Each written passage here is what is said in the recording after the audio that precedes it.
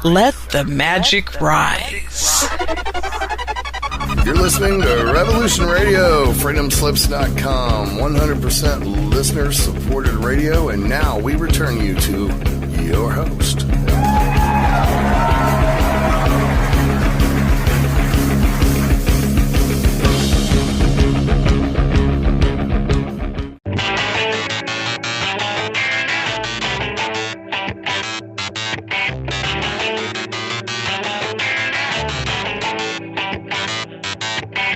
Hey, folks.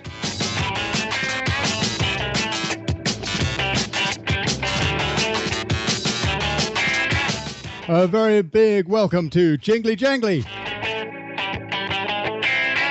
your weekly wrap on the latest political spills and esoteric thrills.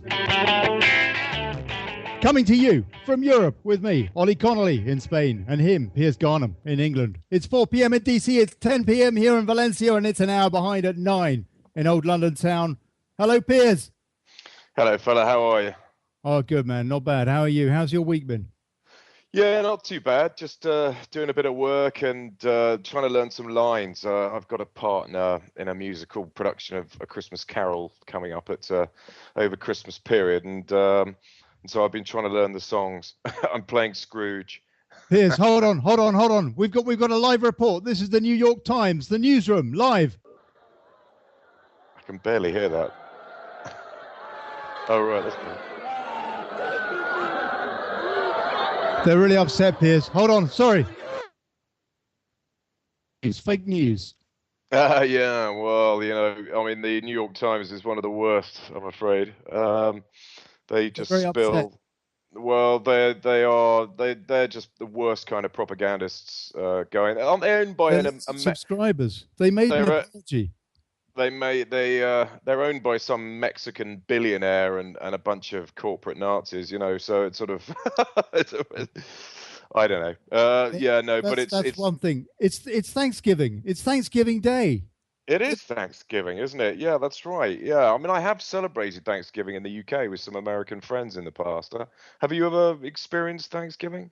I have not. No, I've never been to the. I must have been there during Thanksgiving. I was there for a while, but I don't know about Thanksgiving. I mean, but they're all getting together, and presumably it's Trumpageddon, isn't it? I mean, that's what they're talking about. Well, it's going to be very interesting to see what people are discussing around the Thanksgiving table. I should think there'll be a fair few rows over Thanksgiving dinner because, I mean, you know, the elections have divided families and friends and, people have very radically and turkeys. Different... A lot of turkeys are getting divided tonight. Maybe there'll be a Trump half of the breast and a Hillary breast, you know. So we've got our Turkey correspondent from Turkey, USA. Huh? Oh no! Hold on. What's going on? Our Turkey correspondent. There you go. Okay, so we've got him. Piers. Do you speak Turkey? I think he said happy Thanksgiving to everybody, and he's lucky to be the one turkey that managed to escape. Two. Obama pardoned 2 turkeys. Yeah. It's normally one, but they pushed the boat out. Really? What? So yeah, he's done Hillary and our friend Chuckles the turkey. Yeah. But it's not a good day to be a turkey. It's not a good day to be a turkey. No, it's not. On the show then tonight, what have we got? We've got we're talking about migration. We're talking about the migration crisis that's going on across the planet, and we've got former news chief Tomas Lezcano who helping us to unwrangle this. The bottom line, Piers, this migration situation is going on all over the planet. It's getting worse. It's the underlying cause is war and God knows what going on, and we're going to be looking at that and trying to untangle the disparity between the nub of the issue and the reality, which is the migration and refugee crisis. And so Tomas, he's coming on in about in a few minutes, isn't he? Yeah. No, he's one of your mates in Valencia, isn't he? He is in Valencia. That's right, here in Spain. from the same hometown as your good self. Well, I know him because he used to be in charge of the Spanish team at Bloomberg News in London. Right. So he used to be your Mrs. Wife. Sorry, your Mrs. Boss. That's right, actually. Yeah, that's right. So I better be good. And he's also a black belt at karate. So right. better be doubly good. But he these days is a bit of an expert on and gives consultancy on sustainability issues and stuff like that. And he's been looking at this situation. A green finger, does he? Or sustainability? I mean, you mean sort of green stuff?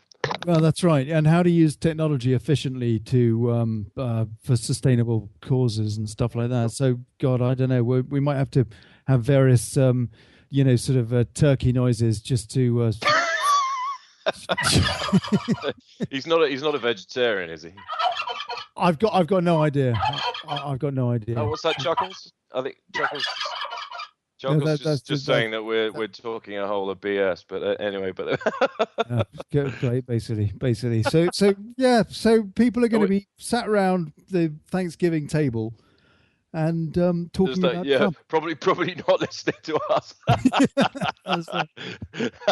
Hi, whoever's sad and lonely out there in the States and is for whatever reason not at a family event eating Chuckles mates, then what the hell are you doing, man? You go and buy yourself a bottle of vodka or stick on a I don't know a festive movie. Well, you can listen to us. Yeah, what the hell? Why not? I watched Miracle on 32nd Street the other night. That was on the telly. I thought it was a bit early, but then it is Thanksgiving, I suppose. Really? Yeah. The one with Dickie Attenborough. I don't know if I've ever seen it. Yeah. Dickie Attenborough, that's right. Yeah. Yeah, he's it's a remake. The original was pretty good too. Yeah. Yeah, no, I haven't seen it in ages. What's it about? Remind me. It's some sort of, It's about a little girl who doesn't believe in Santa Claus, and Dickie Attenborough plays Santa Claus, and he has to prove in a court that he is Santa Claus, and he manages it, and everybody lives happily ever after. I remember. And it snowed. Proper cheese fest. Yeah. Proper cheese. Major Gorgonzola Christmas special. So what's going on, Piers? What's going on in the UK at the moment? What's going on with Brexit? Well, are we getting anywhere with Brexit? Brexit just doesn't seem to be happening, does it? I mean, it seems that basically all the politicians are, part of this globalist clan, the cabal, and I can't help but think that Theresa May is a bit of a double agent, and that I mean, she didn't want Brexit, and then she stepped into the power, to the PM role after David Cameron stepped down, having resigned, having lost the referendum. We were given ironclad assurance by the politicians that the will of the referendum, the will of the people would be orchestrated. Now, of course, because they didn't get the vote they wanted. It was always going to take a while, though, wasn't it, to untangle? Yeah, I mean, I think they are. You're having a cigarette, aren't you? Yeah. You're having a crafty cigarette. Having a sneaky one out of the window, at the moment. Yeah, sorry, I'm not. My mum might be listening. No, I'm not smoking. I'm not. I gave up years ago. He's having a crafty smoke on the show. I think that the Tories are basically, they put it into the High Court that they had all the judges. They're all. Hold on a sec. Who put what into the High Court? Basically, the British people voted for Brexit, i.e., to leave the European Union. That was it. That was the deal. So why is it taking so long? Yeah, well, they're bogging it down in bureaucracy. I mean, the legal challenge came in, and the High Court judges in the UK basically said. What have they got to do with it? Well, they've got involved, and they're looking at the legal. They got involved because somebody brought a court case, saying that they basically wanted to. Yeah, there was a legal precedent. That it would have to be taken to the European. I know that it would have to have a say in the House of Commons. Yeah, exactly, and all the Commons. The High Court agreed. Yeah, that's right, and not the High Court, not the Supreme Court, but that's the next stop, isn't it? Yeah, the only challenge the British. So basically, it's getting enmeshed in bureaucracy, as you say. It's like anything when they don't want us to find out about something, they just bog it down in loads of bureaucratic spiel and bull BS. It's that's basically where we're at with Brexit in the UK at the moment. Obviously, there are enormously complex fiscal issues at stake. I mean, there's But the no doubt. EU is going to implode anyway, isn't it? I mean, they've got a referendum in Italy next month. On the beginning 3rd of December, is it? The beginning of December. Yeah. And that referendum is a referendum on what's his name, Renzo Mazzi, the PM bloke, but it's being used, they reckon, the media says, as a referendum on whether or not the Italians are happy with the EU.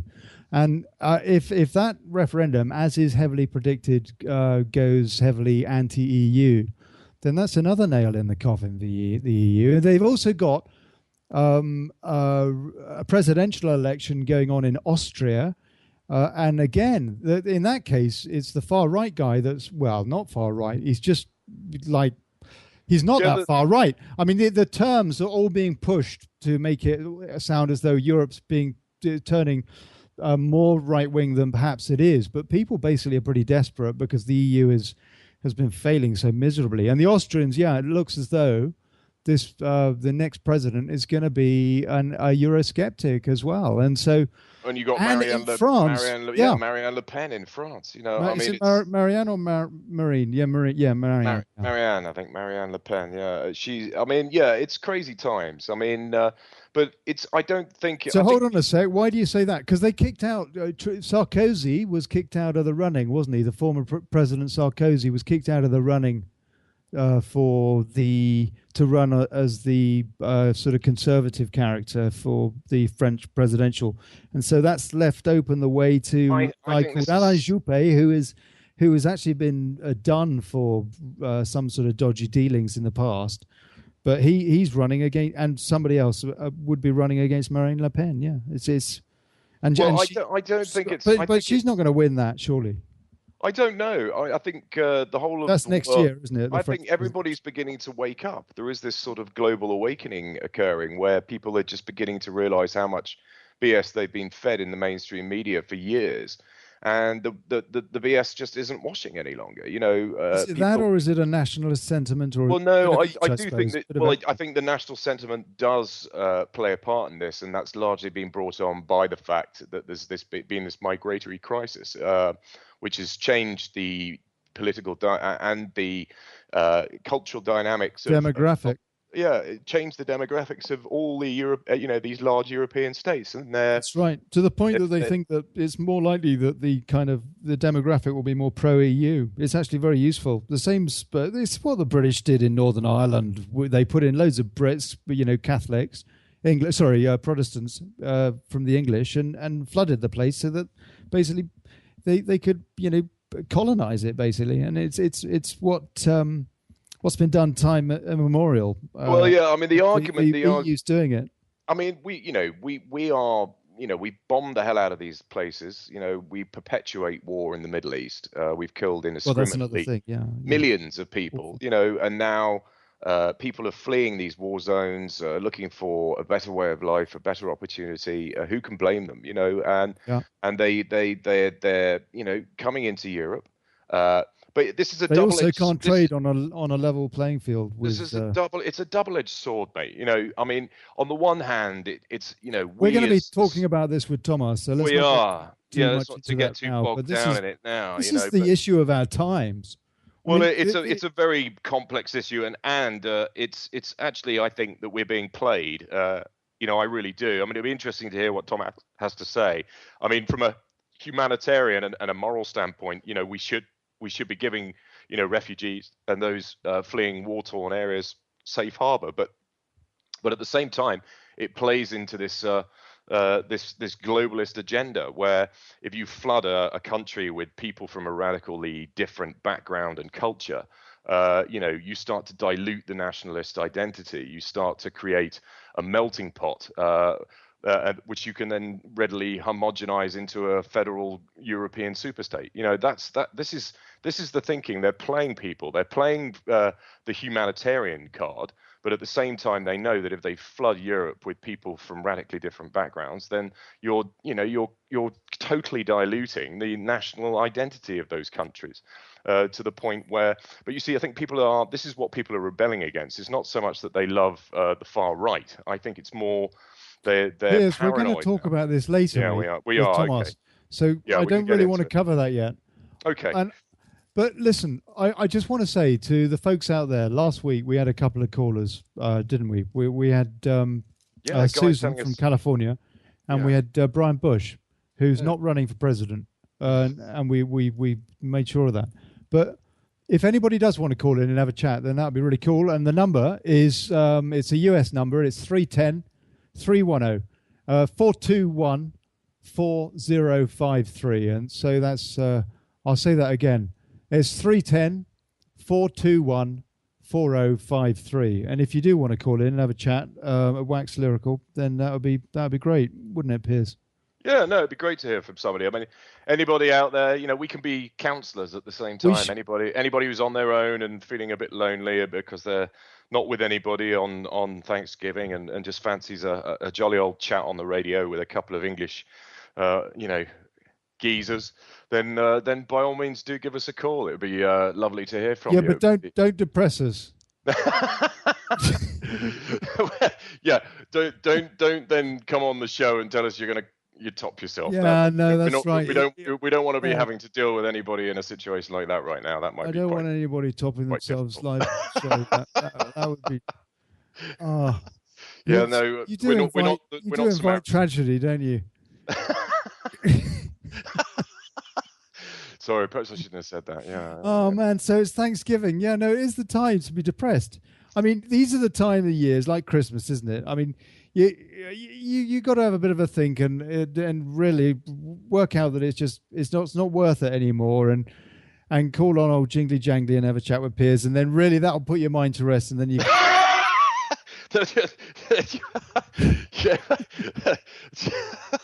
Don't. You're filling my head with ideas now, and I've got to be reasonably. I haven't had a drink tonight. I've been really good. I haven't either. I've had a coffee. I might have a glass of wine in the second half. Oh mate, I haven't got any wine in the house. I could really use a glass of wine actually, but I mean. But I ran out last night because I drank it all last night and I haven't been out to buy another bottle. So there's also a chat room, Piers. There's a chat room. If anybody, there's a chat room on Revolution Radio, and if you go to freedomslips.com, so this is like a big promo, yeah. If you go to freedomslips.com, then you can click on the chat link at the top of the page, and it will take you into a chat room. And I was going to go in there and see if there were any people lurking about. But everybody's going to be eating turkey right now. Yeah, well, this is what I was wondering. I'm going to see how many non-turkey lurkers there are in the chat room. Turkey lurkers. There's a few folks. Oh no, there's a few folks in here. Yeah. Really? Yeah. There's a few folks. Hi, everybody in the chat room. I don't know if you're listening to us. This is Jingly-Jangly. Yeah. We can do an experiment, Polly. If there's anybody in the chat room who's actually bothering to listen to our show right now, can you just sort of clarify that in the messages? Yeah. Just say, we're listening to Jingly-Jangly. Just give us a little boost. Tell us that we're not just talking to each other like we usually do. hey, we got Patrick. Patrick English is in the chat room. He's just gone hi. He just lifted up some emoticon thing. I don't know how to use emoticons. Patrick English, is that how you pronounce his name? Is it? Yeah, is it that's right. Yeah. Oh, I think my flatmate's got home. Another Spaniard. Good evening, hola. Hey, don't worry. Listen, I made some bolognese earlier on. You can have some. It's have some. Got the bolognese going on. Boil up some pasta and have some. It's really good sauce. It's one of my. I've made a good one. Oh, sorry, guys. This is bolognese. You didn't put bloody sweet corn in that, did you? Well, apparently Antonio Caluccio, the Italian chef. I don't know. The American audience probably won't know who he is, but he's a famous sort of European chef that's based in the UK over here. And he has a chain of restaurants called Carluccio's. He's been telling all the Brits off for putting garlic in their bolognese sauce. Really? Yeah, he's been saying that that kills it. You shouldn't put garlic in bolognese. So, and he's been up in arms about it because Brits have this habit of putting garlic in everything, and I don't think you're supposed to put it in carbonara either. No, I'm not. I don't think you are. No, you're not. Carbonara is just bacon and egg, isn't it? That's it, really. And no, it's not, mate. It's a special hammy thing, but I can't remember what it's called. Oh, is it some sort of special, sort of cured, thingy? Sort of semi-cured, yeah. Yeah, no, sure. But yeah, then loads of parmesan and some egg, and that's about it, isn't it? Have you had dinner? I haven't actually had dinner tonight. Well, yeah, I had some of my delicious bolognese. It was. Oh, that's right, of course. Oh, dear. I spent a bit of time this afternoon creating bolognese masterpiece in the kitchen. I did put garlic in it, but that's just the way I like it. So. What can you do, mate? What can you do? Nice. So is there anybody else in the chat room sort of indicating that they're listening? No, none of them are listening at all. No. Or maybe they're listening to the A studio because they're like A studio crowd, man. I don't know. Oh, maybe. There's 2 studios here at Revolution Radio. There are. Yeah, that's folks that aren't sure. But you probably are, because the only way you're listening to us is via the website. What's this say? Somebody's just liked a comment I made earlier on Facebook. I'm just having a look. They're talking about pizza. What? I order anchovy pizza. No one wants any. Oh no! You know what? They're being satirical, aren't they? They're talking about Pizzagate on the chat room. That Pizzagate. That is the story. That the highlight. Seeing as you didn't ask me, Piers, that is my highlight of the week. It's a low light. It's the fact that Trump is giving Clinton a pass. And so it's absolutely proven that, well, hold on, to hold that thought. It's proven, to my mind, if that's the case, that there is dual tier democracy, justice in the United States. And it confirms it resolutely and with bells on. And that is just, well, anathema to democracy, isn't it? I mean, it really is just rubbing your face in it. It's not really his decision to make. It'll be the decision of the FBI and the... Sure, but he's kind of saying, let's not do it. Well, I think he's distancing himself from it. I think the momentum is growing and the evidence is so compelling. You think it might still happen? You think there's still a possibility? I think there's still a distinct possibility that a lot of this stuff will get exposed at some point. It's going to be so huge. It's going to be so massive if it does come out and is proven to be true. Yeah, but he's turned around. He said, they're kind of like, they're good people. And he said, maybe they had a hard enough time as it is. Well, these are not good mutterings for somebody who said, no, I mean, you're going to jail.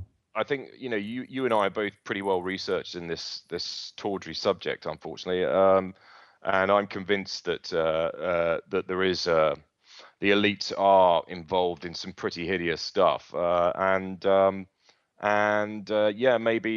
Trump already knows too much, or is it I don't know, but one thing that I think is still the case, those Saudi trials. It was possible for 9/11 victims to sue the Saudi government under this act that Obama this legislation that Obama had tried to had vetoed, and then it went back and it was passed practically unanimously. It was an amazingly big positive turnout for 9/11 Truth from both houses. Yeah, but it's and then I don't think he's been able to veto it again. I think that's. Yeah, but I think that's gone forward. So that if that goes forward into a Trump presidency, then that legislation will bear fruit with perhaps provoking a few questions in courts of law. Now that could be fascinating to see how that plays out. I think the Saudis are being. And Trump has said that he feels that 9/11 should be reinvestigated. He said that early on in his campaign. Yeah, but he said a lot during his campaign. True, but I mean, you've never heard a presidential candidate even intimate anything about 9/11 before. Can I say something? Sorry, go on. I got excited, but this is a big point. I think the American government want the Saudis to be used as a scapegoat to steer people away from the fact that it wasn't really, I mean, the Saudis may well have been involved, but I don't think they were the ones that planned and orchestrated the 9/11. I think that was Mossad. I think they were the ones that rigged the buildings to blow and took them down. And I think the reasoning behind that was because they wanted to create a perpetual state of arms, in the Middle East against all their neighbors. I mean, it's what better way to protect Obama didn't want that legislation passed. He vetoed it the first time, and so that shows that they. Well, I mean, this was before Obama was in power. I mean, 9/11 happened under Bush's, administration. They wanted to create, they wanted a new Pearl Harbor. They wanted to create an atrocity big enough to galvanize the American people into believing that the best course of option was to fight terrorists and terrorism in the Middle East. And we all know that, the ISIS and Al Qaeda have been indirectly funded by the Americans through proxies like Saudi Arabia, and that the whole business of creating this super vicious group of terrorists is by design. It's being created in order to facilitate perpetuating war, the sale of multi-billion and trillion dollars worth of arms sales in the Middle East. We're the tail of the dog is being thoroughly wagged. We are being played massively, and the whole of 9/11 was just like people were losing their taste for war in the Middle East. How can we re-galvanize them? Let's cause an atrocity. The Twin Towers are defunct in New York anyway. They're full of asbestos. They need hundreds of millions of dollars of money spending on them to fit them out and bring them up to modern standards. Then you have Larry Silverstein, who takes out the lease on those two towers and takes out an enormous insurance policy, which includes terrorist attack, and then manages to claim several billion in the insurance claim when the buildings came down. It does seem like Larry Silverstein, and the fact, I mean, people have been over the, people who have bothered to look into this at all will know all this already. But I do personally think that was didn't he say to pull it or something? Well, I think he was on tape saying pull it. But I've seen that video. There were agents or Mossad agents. It was very odd. Building 7 just, I mean, for me, that was the reason that I realized there was something so wrong with this world, really. Building 7. It was of everything that has happened. Two things have made me, if you like, search for truth. And one of them was that, and the other one was Jimmy Savile when he died, and seeing what, how far that extended potentially, and certainly it looked at in terms of procuring kids and stuff, and how depraved, the very center of the establishment, and just thinking, there's actually maybe there is something after all to the kind of things that Alex Jones says. I mean, that guy, I don't know how to read Alex Jones, to be honest with you, Piers. I don't know about you, but I don't really know how to read him a lot of the time. But he certainly shone a light on a lot of really, really terrible stuff, and he highlighted Bilderberg and stuff like that. I think he's brought it in for me. I think he's a bit over. He is a bit over the top. I mean, he's, but I do think he is trying. You could say passionate. He's very passionate, and I do think he is. But I do think he's ultimately trying to get to the truth. I think that is his modus operandi. I don't think he's always right about everything. He's misdirected, like we all are. I mean, there's so much misdirection out there. As we were discussing last week, how incredibly difficult. Fake news, mate. Yeah. Misinformation is really what it is. Yeah, enormous amount of it's in the mainstream fake media. Fake news is the story this week, isn't it? Fake news. It is. I mean, they mix truths with fiction, so they, it seems. But they reckon that it's the internet that does that. The mainstream media that is all fine and dandy. Well, the truth. That's what they told us. the European New York Times apologized, but they said that actually we're the honest guys. Well, the European Parliament have been talking about likening Russia TV to ISIS and a terror organization. And Russia TV is broadcast. It's one of the Freeview channels in the UK and in Europe and in there's RT US as well. So the Americans can watch it as well. It's they're likening that to a terrorist organization now. This is how scared they are. I mean, I watch RT quite a bit, and I think they offer quite a sort of balanced service. Yes, it may be sponsored by the Russian government, and it presents an alternative view. But actually, Jill Stein herself, the Green candidate in America, was interviewed about RT this week, and she said that it's actually a good thing because so many of the political dissidents in America and from elsewhere, the UK, go on RT because the mainstream media won't facilitate interviews with them. That's right. I saw John Pilger interviewed on RT a couple of weeks ago, and I'll tell you, absolutely fantastic. That guy is a journalistic god, and he was really telling it the way it is, saying about this whole Trump-Clinton thing, saying it's just a joke. The American people just didn't really have a choice. The democracy is it's just not there, and it's borne out by this. The choices, and in fact, last week I said something about Trump and Clinton both got about a third of the vote, or 37% of the vote, I said.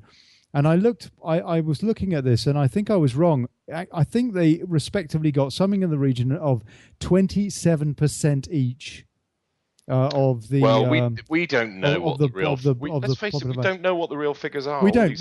No, we don't. Can be rigged but to very, hell. very low and hardly representative. I mean, you've got the Liberals screaming about, going in and doing a recount in various states, and Jill Stein raising $2.5 million in no time at all, in order to sort of facilitate paying for the recount in some of these key states. Well, personally, I think it's ridiculous. I mean, I do think Trump. Jill Stein is asking for recount. She's, because she wants to see Hillary elected, and people are throwing money at this fund in order to get. Really, I didn't know that. 3 or 4 states have a. So you think there's any legs for Hillary's campaign even now? No, come on. No, I don't. Because the other thing is the electors. The electors could revolt, couldn't they? I think they would. I think it would cause a massive disruption and I think they've never done that, have they? It's built into the Constitution. If basically the sensible people decide that the plebs actually have made a bad choice for whatever reason, they can overrule.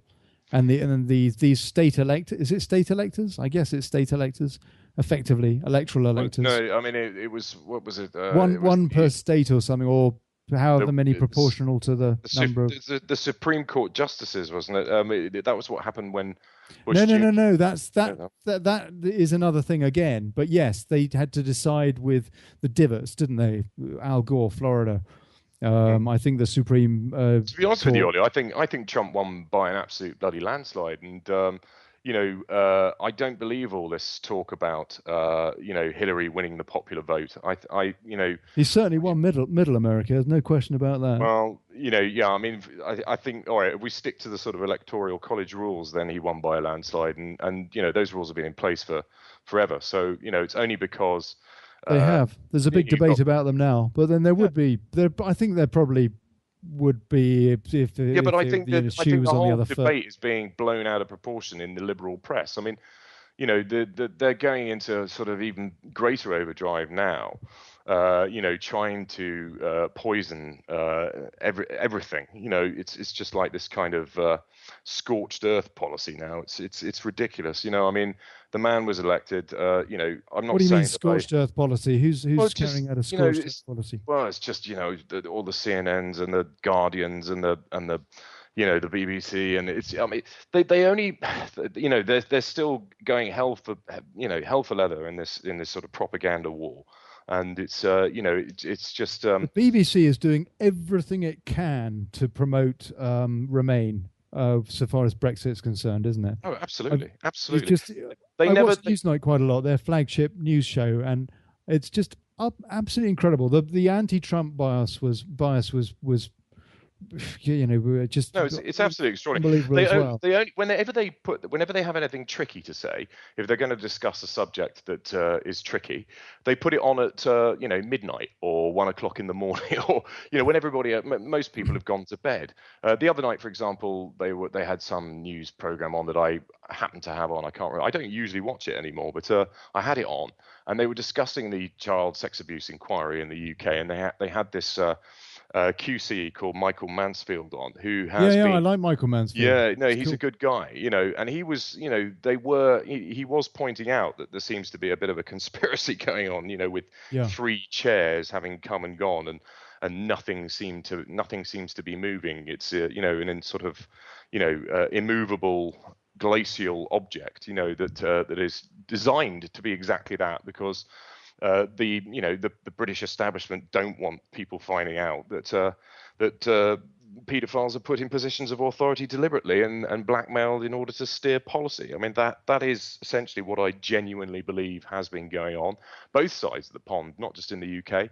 This whole business with Jeffrey Epstein, the fact that the Lolita Express existed and he had this private island full of young girls and boys for his VIP guests to mess about with, the fact that all that was filmed and documented, that's again a sort of Mossad sting to keep. Oh, Piers, man, I'll tell you, it's just for blind. Yeah, man. I mean,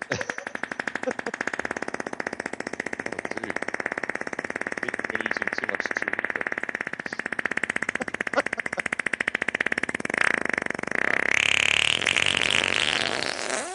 Dude, what has your wife been feeding you? Blimey, sorry. Oh, man. That was your spaghetti bolognese, man. I was just thinking about it. Just brought that on. Oh, mate, my spaghetti bolognese was legendary. It was so we tasty. We can't be too serious tonight, mate. It's Thanksgiving, isn't it? It is Thanksgiving. You're right. We should be. Where's Chuck? We should be thankful. We should be thankful that Hillary Clinton didn't win. I mean, that's something to be thankful for, isn't it? Well, she is insane. It could be worse. Just imagine. I see, what I don't get is this. People are so utterly brainwashed. This is what, I just can't. I can't understand why people can't see the Clintons for what they truly are. She was on the Saudi payroll. I mean, she's a traitor, for God's sake. I mean, is there any other way to look at it? She's taking money from the Saudis. She's taking money from Qatar.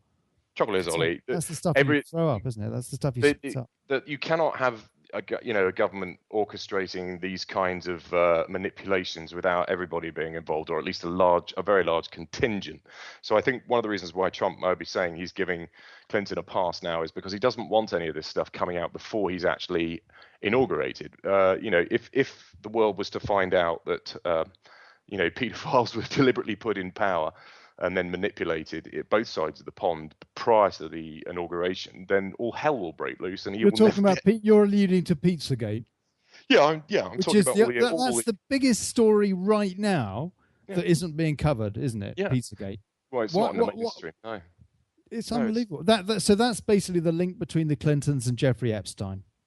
Well, it that plays a part in it, and it's also. But it's been all these coded words and the story has been exacerbated by the Weiner emails. Well, it's not so much they've kind of shown this. Yeah, they found the police have. But that actually doesn't. That doesn't actually. Those emails, they weren't Clinton emails, were they? But they were from Weiner and. They were from Uma. So the suggestion is association in this sense. No, they found hard evidence on those computers that is extremely damning. But we don't know how damning. But it was damning enough to reopen the investigation. With 10 days to go or something. Yeah, they're putting the kibosh on this until Trump's in power because it would cause riots. I mean, as we said before, I think, or I might have said this. What would cause riots if they indict Hillary Clinton for something? Well, if they find out, John Podesta and all these, I mean, the finger's been pointed at a lot of very, very powerful and serious people, including the current president. I don't know. Well, hold on a sec. I don't know about that. Seriously. In what way? In what way is he implicated?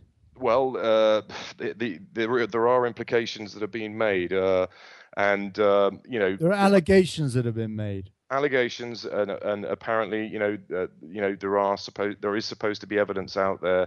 I haven't seen anything relating to Obama peers, I have to say, except that I have heard some hearsay, sure, but that doesn't mean anything. But what we do know is that, I mean, this stuff, it deserves scrutiny, and the bottom line is that how can somebody? I mean, she's a traitor. I'm taking money from Saudi Arabia, and whilst shaping U.S. foreign policy and sorting out arms deals and stuff like that. I mean, on her watch, I think the Saudi Arabians bought something like $40 billion in jets, in aircraft alone from the United States, plus a load of other stuff, I dare say. I don't know, but I do know that it's a very cozy relationship. They're also the head honchos in charge of human rights at the UN. I mean, it's just crazy. The Saudis, that's right. Yeah. Crazy, absolutely unbelievable. And these are the kind of positions that they've got off the back of being pally with Hillary Clinton. Boris Johnson was interviewed about the British arms sales to Saudi Arabia, and he said, "Well, if we don't do it, somebody else will." Yeah. As if that's an excuse. I mean, that's right. It's incredible. It's absolutely extraordinary. These people are so corrupt, and they're so all in bed with the military-industrial complex and major corporations. All the Lockheed Martins and the all these giant bloody arms manufacturing. All dancing around in the boardroom wearing aprons. Well, yeah. I mean, it's all. There's a lot of. They are, aren't they? I mean, I don't know. I am more conspiratorial than you, but I do believe. Tell me about 33rd degree lodges, peers, and their influence. But it's all tied in with all this pyramid, sort of isn't it? Weird, occult, kind of ritualistic, abuse of kids and stuff. I can't be bothered to go into all of that now because you told me off for doing it last week. But no. What I'm really talking about is the cronyism, though. I mean. Yeah, I do believe that the Western governments have been hijacked by a cabal of co-conspirators who are, in league with each other and use. So how's this going to change under Trump? I think they have the damning evidence to hand, but they're not. Trump's sort of saying, I'm going to let Hillary off to sort of cool everything down a bit, to sort of cool the noise down a bit. This is a measured. Yeah, I think this is a tactical response on his part, and that I may be proved wrong. He might be part of the problem, not the solution. I mean, I'm fully prepared for that possibility and eventuality. But I do think this could potentially be a measured tactic on his part to calm everything down until he's actually inaugurated as president, and then the FBI and police will be given the go-ahead to start making arrests. Yeah. Now, hold on. We got a call. We got a call come in. Hold on. Really? Oh, balls. Sorry. What are you doing? No, I was just playing around. Honestly. Yeah. Carry on. You were saying, that was fascinating. You said we had a call. I thought we. No, we do. No, we do. Here we go. Hello? You're on the radio. She's a Jerry. Sorry? Jerry. Bloody Jerry. Dramatic, I'm sorry. Is that a HRH Prince Philip, Duke of Frogspawn on Thames? Oh, God. She's listening in. Philip? Oh, God. She's listening in again. Oh, really, Philip? What has one told you about calling into the radio? Philip! Missed. Bloody tranny, yes, you mincing about in a dress on the bloody lawn. Take that, you bounder. Got him. Oh, really, Philip? You've just shot the Archbishop of Canterbury. It looked like a poof. Oh, God, I don't know what happened there. We seem to he's a character, isn't he? He called in last week.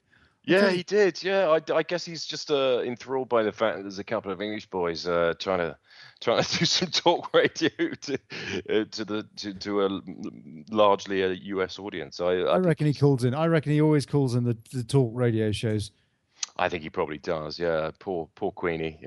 She's got her hands full. You know, but he is over 90 now. Well, so she, isn't she? And I mean, he's something like that. Probably lost a few marbles over the years. But yeah, no, I mean, well, yeah, there's a lot more you could probably say about Prince Philip. But anyway, I'm not going to go into that. He's actually Greek, though, isn't he? He is endemic in this migration crisis. He's Greek. And kick him out, revoke his passport, take it away.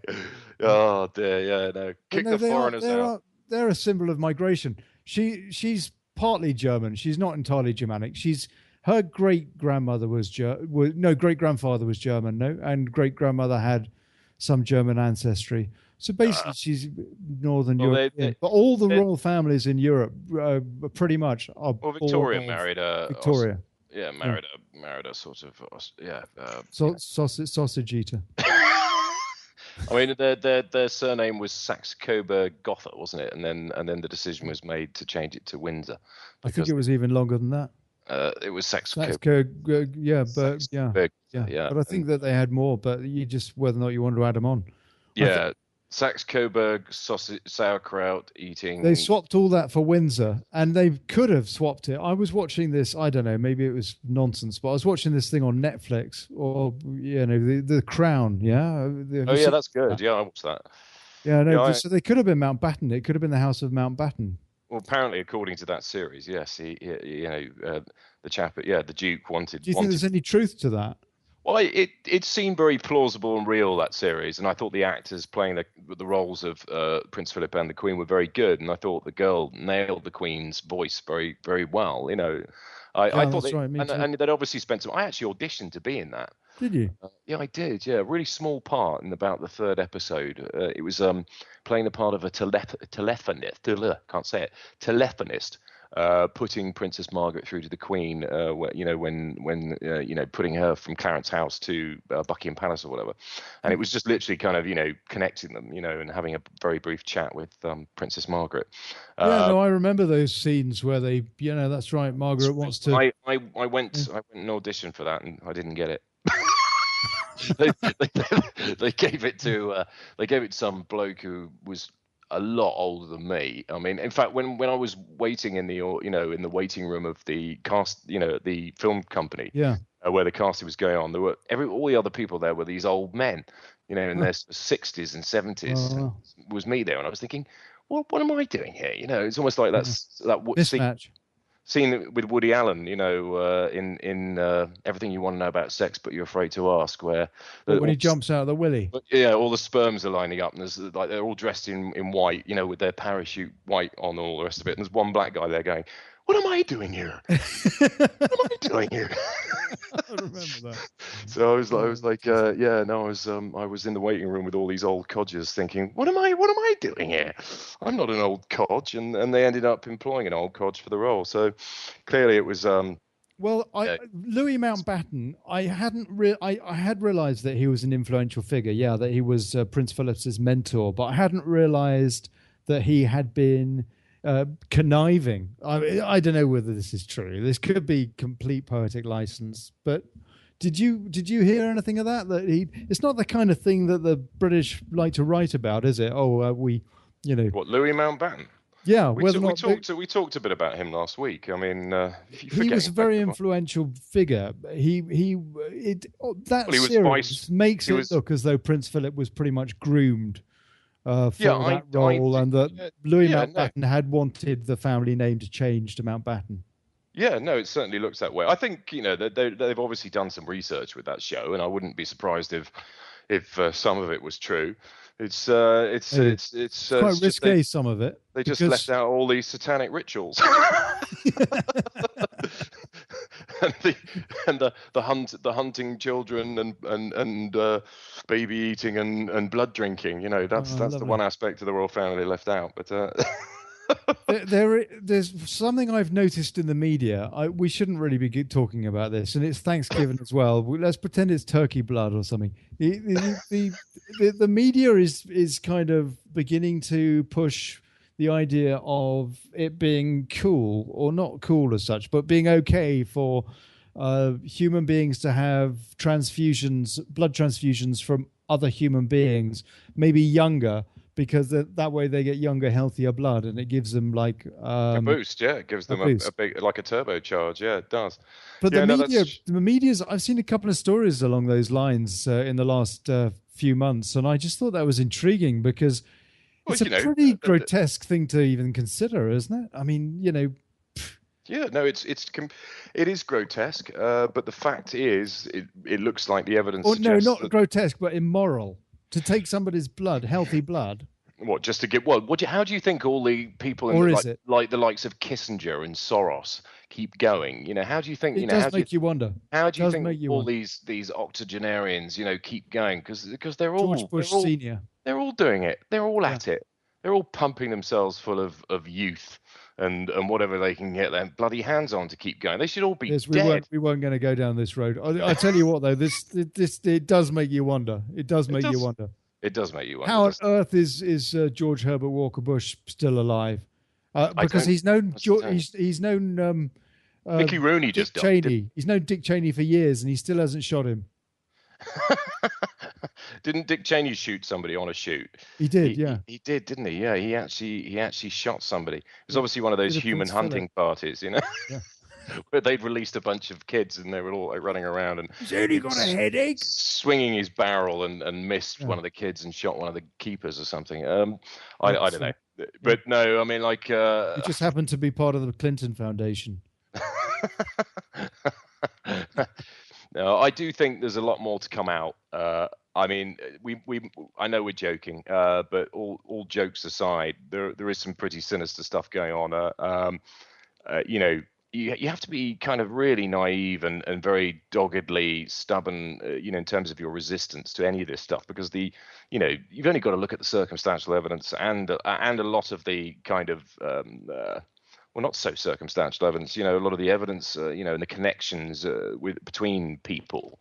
You've only got to draw a lot, by association, the connections, the fact that, for example, Clinton, Bill went out to Jeffrey Epstein's, private island on the Lolita Express, over 20 times. And apparently Hillary went out there 6 times herself, That's right. Together. That. I mean, that's just unbelievable, isn't it? Those I'm not sure about the Hillary flights, but the Bill Clinton, those 26 flights, they were recorded, they were logged. I mean, there's definitely questions to be asked there. Well, I do think that Epstein was a Mossad plant. They allow people to carry out these predilections, if they feel that it's advantageous. And so they financed him and helped him grow businesses to become a rich man and buy the island and his jet, and then set him up with all the necessary surveillance and video surveillance kit, and then he had these wild parties with all these VIP guests on the island, taped and filmed it all. So they literally, Mossad have got the whole Western establishment by the balls, quite literally, because they've if there's footage of any of these people gets released, there were members of the royal family, British royal family, I mean, if any of this footage got released, there would be all hell to pay.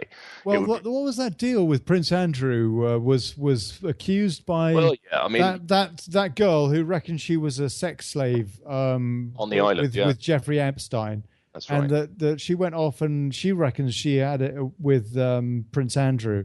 That's right. And that this was all coming out in a court of law, but the judge decided to put all the evidence under wraps. And basically, Epstein, the case was paid off. He made an out-of-court settlement or something to basically stop the case. And so we never got to find out we never saw Prince Andrew on the stand for a start. I mean, I'm disappointed about that. I'd have given a few sherbets to see Prince Andrew. I mean, but you see, the royal family are untouchable. They're totally untouchable. I mean, they like us though. Oh, Philip likes this show. He's called in twice now. give him his due. Yeah, I don't think Philip knows what planet he's on any longer. he probably thinks he's phoning into some sort of radio station in hell. Obviously he's not going to heven. Well, we're coming up to the top of the hour, Piers. Are we already? Good God, how the hell did that happen? Yeah, no, we are, mate. We've got our special guest on in the second hour. Second hour, right, I guess. okay. I don't know. Tomas, I mean, yeah. Thomas, yeah, I guess. I don't know if Thomas is going to talk to us after listening to what we've been talking about. Thomas, we're not really that mad. We do talk a lot of nonsense, but oh, mate, I don't know. I've got no idea. Well, Piers, mate, yeah, I don't know. I guess we're going to at some point have some sort of a commercial break. It's a good opportunity to say to our audience that we love you and wish you a happy Thanksgiving. And if you want to bring in any lawsuits, then they can all be directed to my co-host, Piers Garner. everything we say is alleged.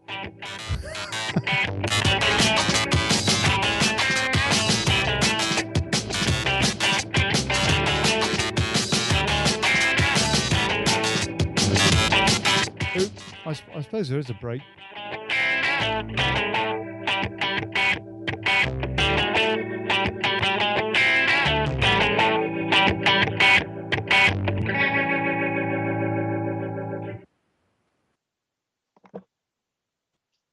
How was your day? All right.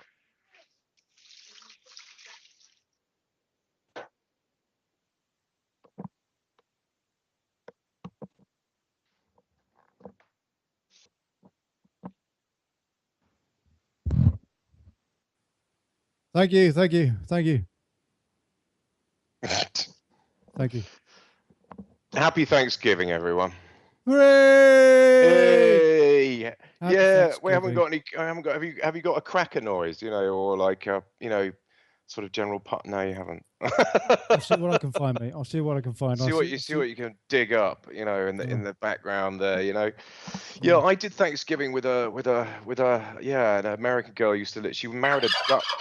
Ah, yeah, Sorry. Chuckles the turkey. Yeah. Hey, what was that, Chuckles? Oh.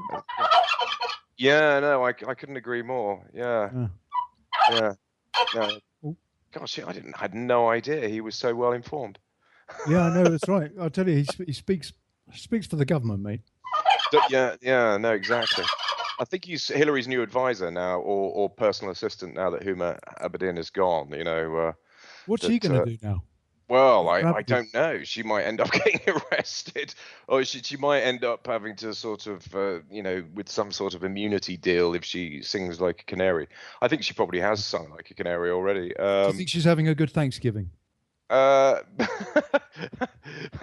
a very good question. I wonder if her and her estranged husband are sitting down to a turkey.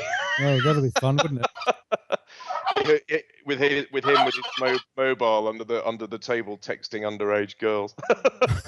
Oh dear. Taking pictures of his privates under the table while his wife's starving the turkey. Yeah, no, you're right, Chuckles. Yeah, exactly. I don't know, mate. It was good. We had it's pretty much like Christmas lunch, to be fair. Have you put your tree up yet? Good God, no. I mean, have they got the lights on in Regent Street and Oxford Street? Yeah, no, they have. Yeah, they've turned the lights on. When do they put them on? Well, literally yesterday, I think, or the day before. Yeah, it was very recent. It's not even December yet. It's not, but you know how they love to, make. Have they had a sale yet? Well, it's Black Friday tomorrow, isn't it? I mean, there's Black Friday. I think happens both sides of the pond now. That's an internet thing, isn't it? Or is it shopping? Well, it's a physical? general shopping thing where people go generally completely nuts and queue up outside high street stores, on Oxford Street and in central town. And there are sort of massive discounts on some fairly expensive items, and people literally kind of beat each other to a pulp to get hold of the latest trainers or game system or television or whatever, or coat or whatever item it is that these lurid materialists are basically stampeding into the store to get their greasy paws on. It's all rather disgusting, and I thoroughly I don't want any part of it. I loathe shopping with a passion, and only go when I absolutely have to. When the holes in my underpants have got so large, I literally am forced to go and buy some fresh ones.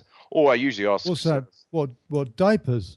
I usually ask Santa for pants or undergarments. What do you pants are like trousers in America, aren't they? Like Yeah, that's right. Yeah, people trousers. Call trousers pants, yep. And we call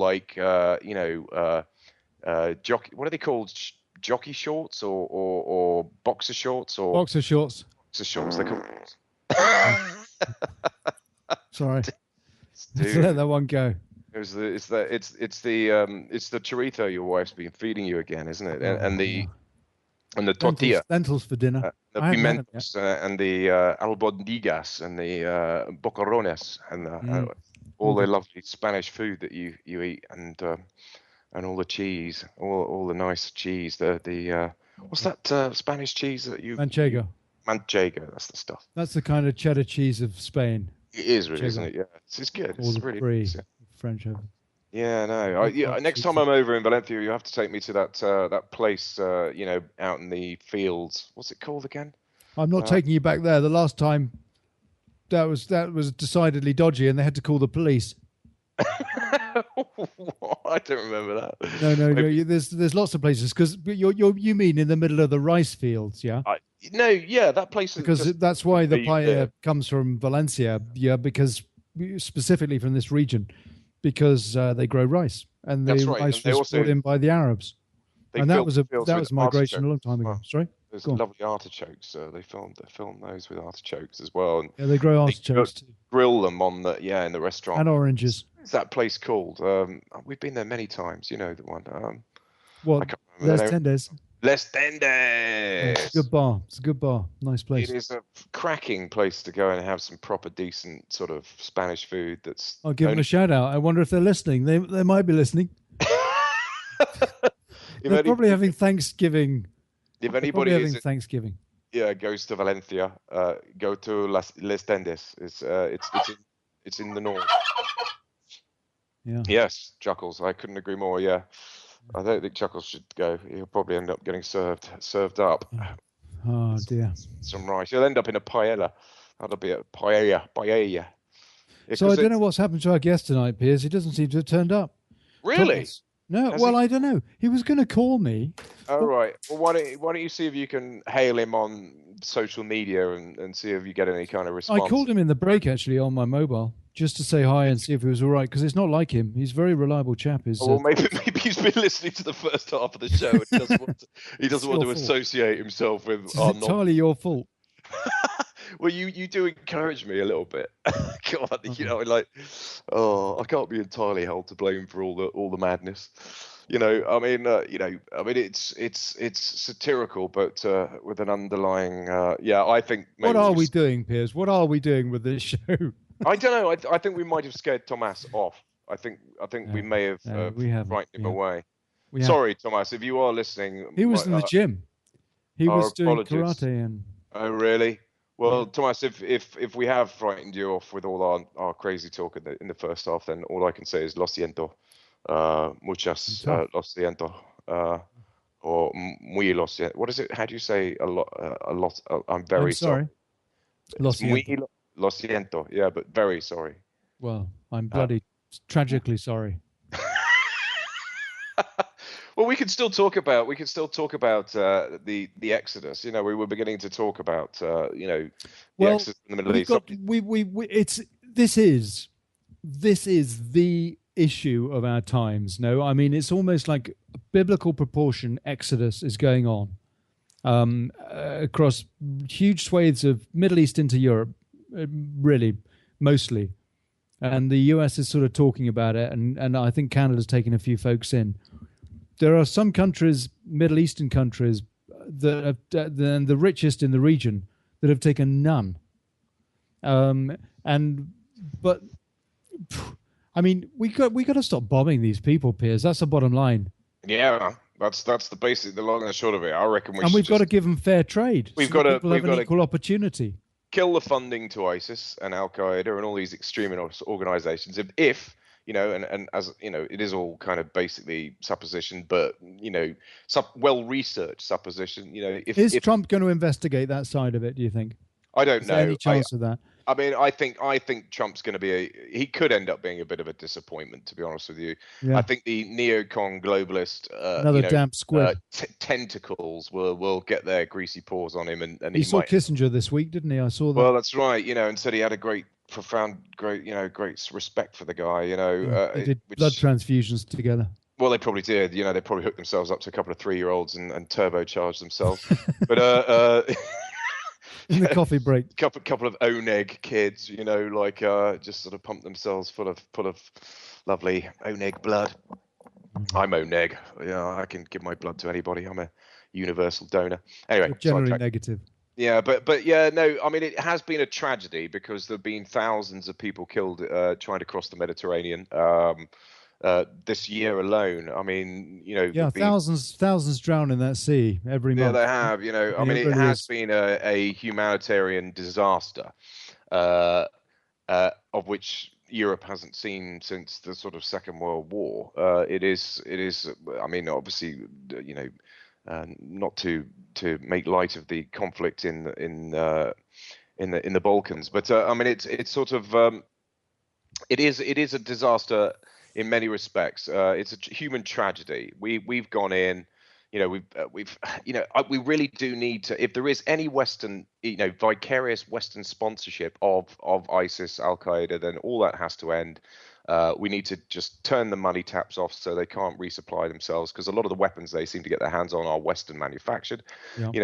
All the Jeeps and the trucks they drive, they seem to be driving around in Hummers and I mean, where the hell do they get all this kit from? This is what I want to know. Obviously, Is that true? I mean, is that I saw some story about they've got a shed load of Hummer Jeep type, these military grade. US type yeah. A lot of that stuff. I mean, I do think that this is that true? I didn't verify that story. But there were various generals. Yeah, they've got about their, the plan was to go in. We know they're getting funded by the. I mean, whether they're getting funded directly, indirectly, the bottom line is that they're getting funded essentially by the same people, the same clique. Yeah. And how do if you want to perpetuate war, if you're part of the military-industrial complex and you want to make a killing selling arms to everybody, arming both sides. So if you're arming, I mean, they use these words moderate. So the bottom line is that what they're doing is they're creating this chaos and taking loads of profit in warmongering.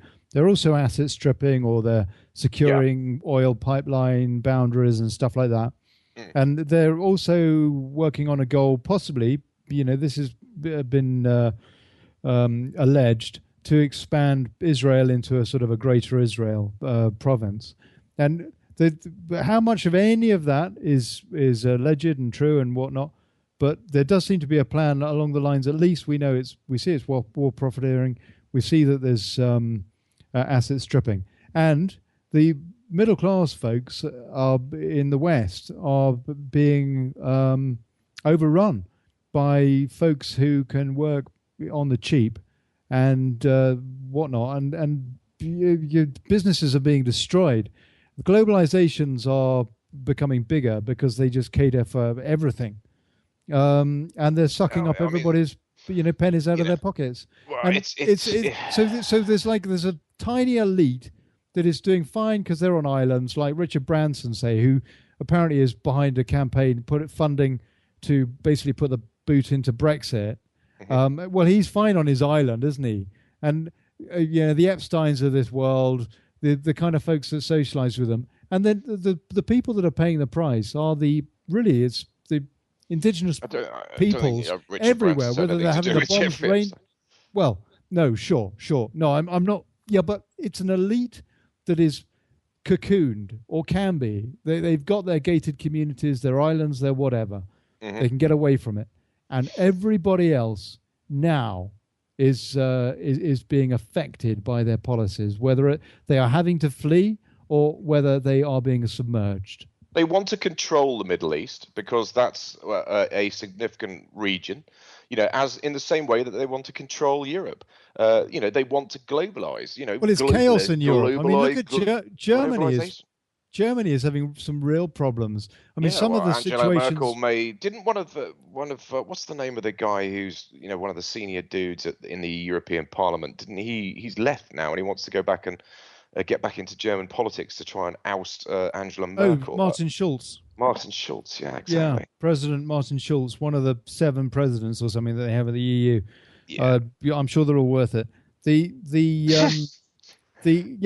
wants to basically take on Merkel, but he's the same deal. He sings from the same or has sung from the same hymn sheet all the time that she's been chancellor and he's been president. Well, I think all this plays into their overall but agenda. Germany is a good example of a place that is. I mean, they've got little towns, hamlets with a few hundred people or something, and they've had to take in the same number, if not twice the number, in migrants into like a local community centre or something, and to try and fan them out into the town and hope for some kind of cultural mix. I mean, it's just ridiculous and preposterous. I mean, you can't.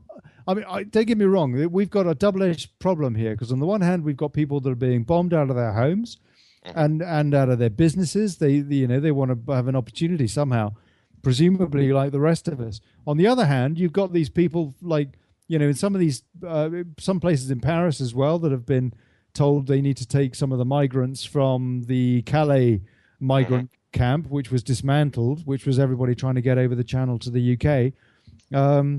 The little towns in France as well, and they're saying, no, we can't take this influx of migrants, which doubles our population overnight and completely, frankly, changes our culture overnight. And we like our culture as it is. A lot of the migrants are young men, aren't they? The warmongers at the top, though, Piers, are sitting pretty.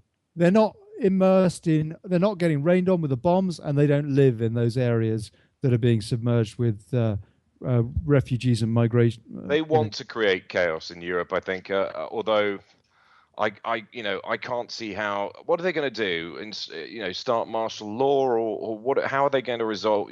How does it? If this the thing that's scary, Piers, is that this could get to the stage the way history tells us off the back of the Second World War.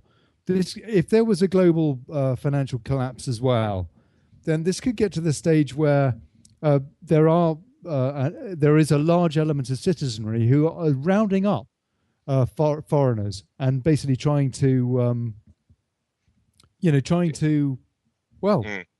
exactly. I mean, look at the hatred. Yeah, look at what happened in Nazi Germany. I mean, you're absolutely right. It is very frightening.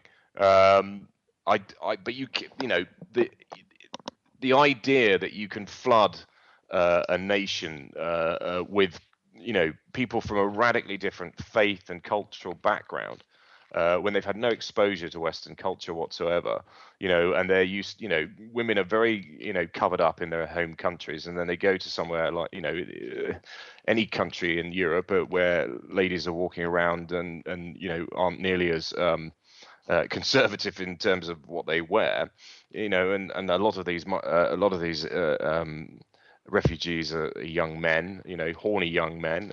Is it any wonder that it must be like going to a lap dancing bar to them, walking around the streets of the average European town, because they're used to walking the streets and women being covered from head to toe. So is it any wonder that it's caused problems? These are the social and cultural. You cannot throw two totally different cultures and religions together without there being severe problems. I mean, you've obviously got immigrants living in European countries who have, assimilated to a degree, or at least know the lay of the land in those countries and know how to sort of behave, and all the rest of it. But you can't. But a lot of them follow Sharia law, and that's pretty serious and misogynistic. That is where I don't. That's a problem. I draw the line. I do think they need. Britain is actually the state of the UK is actually. Considering Sharia law as being cool. I mean, it's not clamping down on it, that's for sure. They don't know exactly the figure, but they reckon at least 25 or 35 courts in the UK, and possibly as many as 80. That's something I read somewhere, but they reckon at least 25. So a couple of dozen at least that are active that they know about. Right. And what's going on there? That's crazy that Sharia law could be practiced in sideline in parallel with UK law. I mean, it's preposterous. Culturally, it's become hugely politically incorrect to sort of talk about any of this stuff, to the point where I mean, I personally think that that anybody, regardless of culture or faith, coming into the UK, if you are from somewhere different, then you have to learn to adhere to. Well, I don't think any religion should dictate law anyway. I don't either. I mean, there are a huge number of honour killings that go on in the UK that go unreported in the mainstream press and in the media.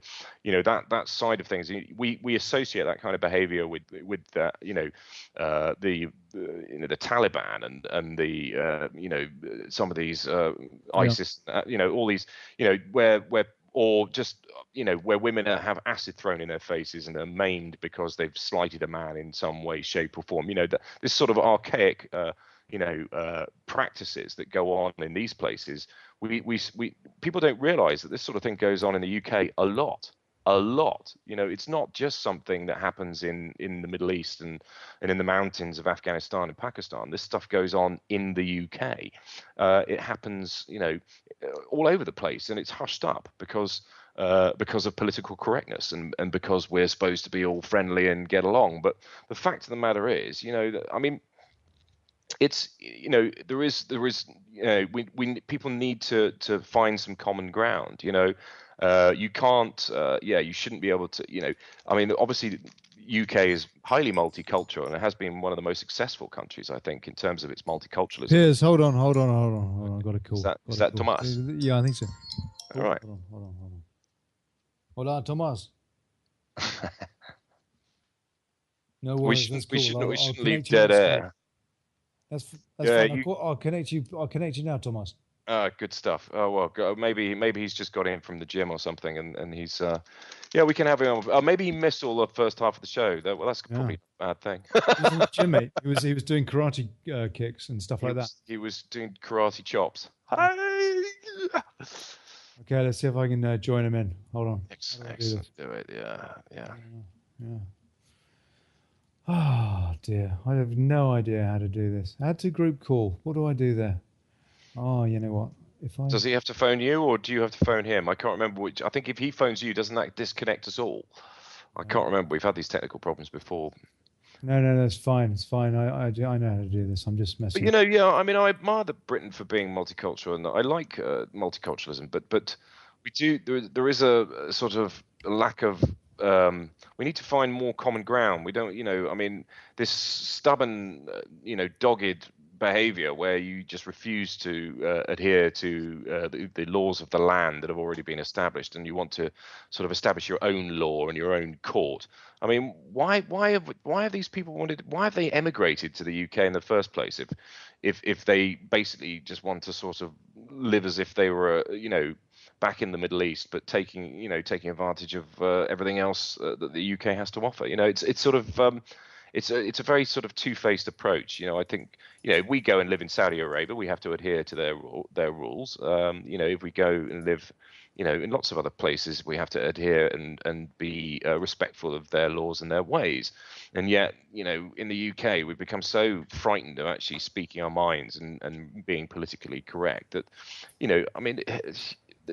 a lot of faiths are assimilated, and a lot of Muslims are assimilated into UK culture, and but a lot of them aren't and don't want to be. And as I said, the practice of honour killings is still rife in the UK. It goes on a hell of a lot more than people would ever care to imagine. I mean, if the police, there's a lot of If the police if they were honest and actually released the true statistics, I think people would be horrified how much of this sort of thing actually went on. I mean, this sort of these things you can't talk about. It's all too politically correct. The police it was the complaint the police had about Rotherham, wasn't it? But it goes on in Gerrard's Cross in my mum and dad's town. There was a young girl who wanted to marry a Brit, and her, she dishonoured her family, so they killed her. And this was going on in this posh little suburban town, this in the suburbs of London, where my folks come from. And these guys just slaughtered their own daughter because she didn't marry who they said she married out of the she had a boyfriend out of the faith, and he wasn't Muslim, he was a Brit, and she'd grown up in the UK, but had all these archaic and brutal codes of honour imposed upon her, and she rebelled, and they killed her for it. I mean, quite frankly, that sort of stuff is disgusting. It's brutal, archaic behaviour, and it has no place in the UK. in the modern world at all, to be fair. But you see, we can't talk about this stuff because it's not politically correct, and we shouldn't be seen to be demonizing people from different cultures. And I don't want to demonize people, but quite frankly, that kind of behavior is sickening. The fact that they slaughter your own child because she disobeys, wants to marry for love as opposed to who you've got lined up, is just frankly appalling. And I don't want, I don't want people who live by those codes practicing those codes in the UK. It's not, we don't behave like that in the UK. Although, having said that, I still think the British establishment is completely and utterly corrupt and full of people with seriously questionable predilections. But I mean, I don't want to be pointing the finger just specifically as Islam. I don't think. I think religion has done nothing but divide people. It's been used primarily as a tool of control and indoctrination. I don't like organized faith. That's just me. I don't like organized faith, and I certainly don't like a lot of the religious practices that people live by. I think it's appalling. It's absolutely appalling. Well, I mean, if people want to have organized faith, that's up to them, but it shouldn't affect anybody else. That's the bottom line. It's like politics. Your politics are fine as long as they don't. You can't go into it. You can't go. You can't turn up in someone's country and then start. It's pretty impossible, isn't it? Opening your own courts. The law of the land is the law of the land, not the laws for some and not for others. They're the laws of the land. It shouldn't. It's absurd. It's absolutely absurd. But because. But I mean, again, that comes down to: is there like a dual system of justice? And we were talking about that at the top of the show with maybe she will, maybe she won't be. Investigated properly, Clinton and the Clinton Foundation. I think that will come out. And there's another thing with this. I mean, it's a similar deal, really, isn't it? I'm going to try Tomas on my mobile because for some reason I can't connect to him. Hey, I'm hearing. Oh, he's here. Tomas, you're there. Hola. Yeah. Hola. Hey, wow, I can't believe that worked. Thank you very much, Tomas Lezcano. It did. I just had to press the green button. How was your karate, Tomas? First it was CrossFit, then it was karate, and then it was Brazilian Jiu-Jitsu. So it was a 3-hour thing. Holy, you must be exhausted. I'm okay. Have you had something to eat, or are you absolutely famished? A few grapes and a bit of water. That's all. No, I don't eat too much at night. No. How regularly do you do this? How regularly do you do these sessions? Sessions like today, it's just Thursdays. Usually, no, come on. How many times a week do you go down to the gym and basically kick hell out of whatever's in the way? 3 to 5 times a week. No, you must be so fit. You make me seriously the biggest lump of lard going. I'm not. I just go there and get myself kicked. And that's it. No, he's got a hell of a kick. If you're a masochist. Yeah. You be careful what you say tonight, Piers. No, this is my final hour, and I think I'm going to be kicked as well. So, not at all. You're welcome. Let me do an intro for our folks listening to Piers' mum who's listening.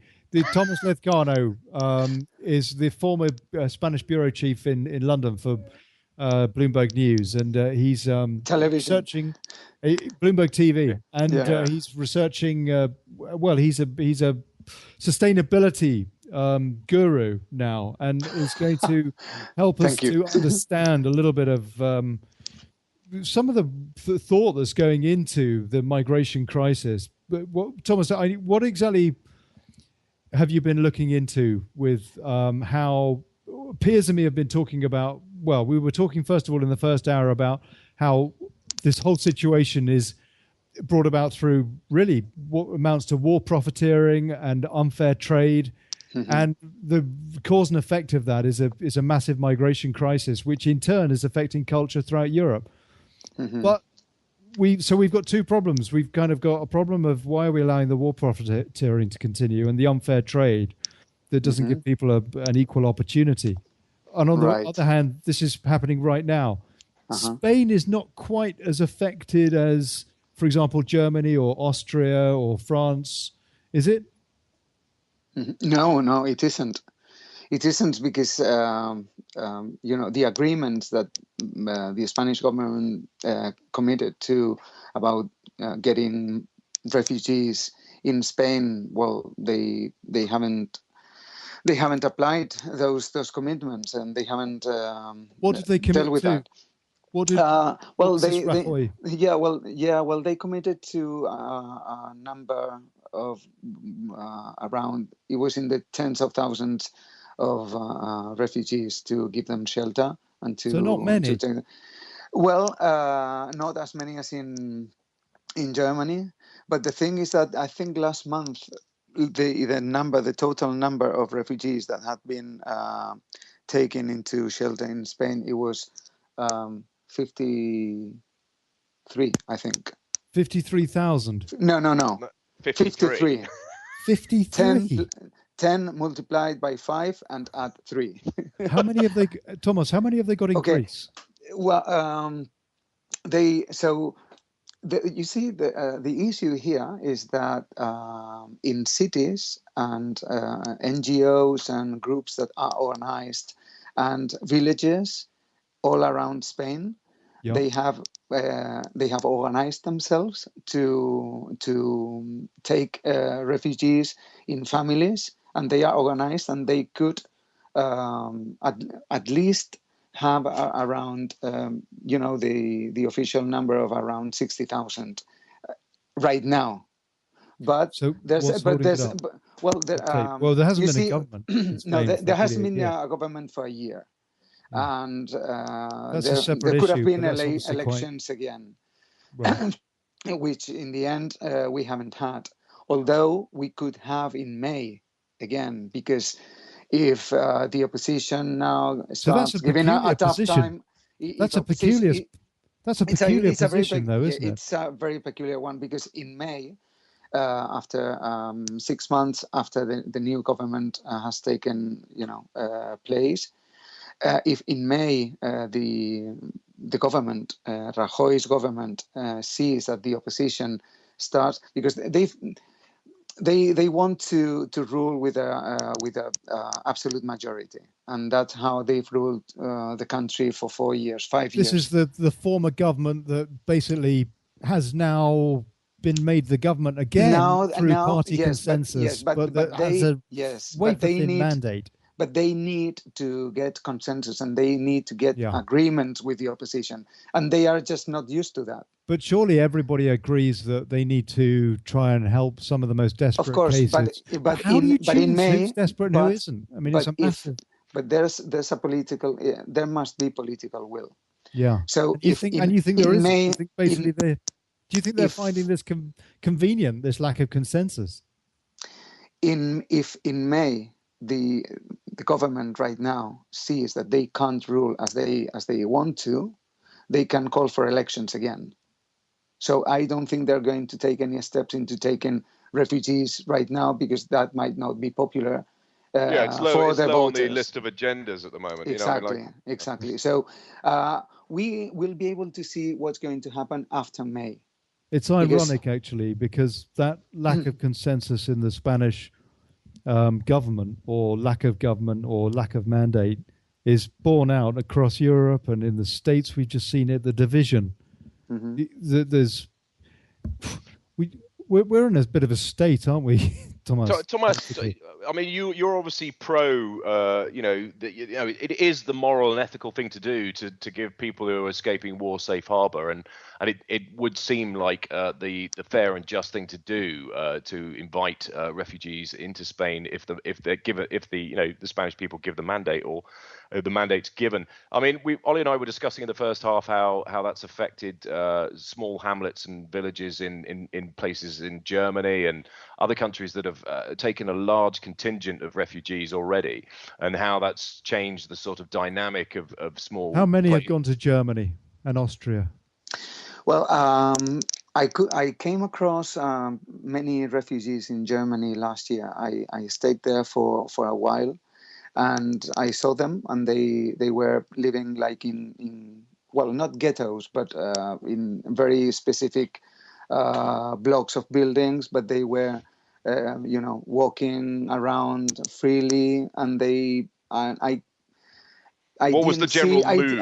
I didn't see any kind of problem whatsoever with them. They just went their own way, and they were just calling their families and so on.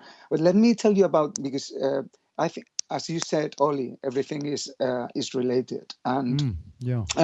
talking about sustainable development, it's funny. I'm very, very, very skeptical about achieving the goals, the sustainable development goals. I'm very, very skeptic.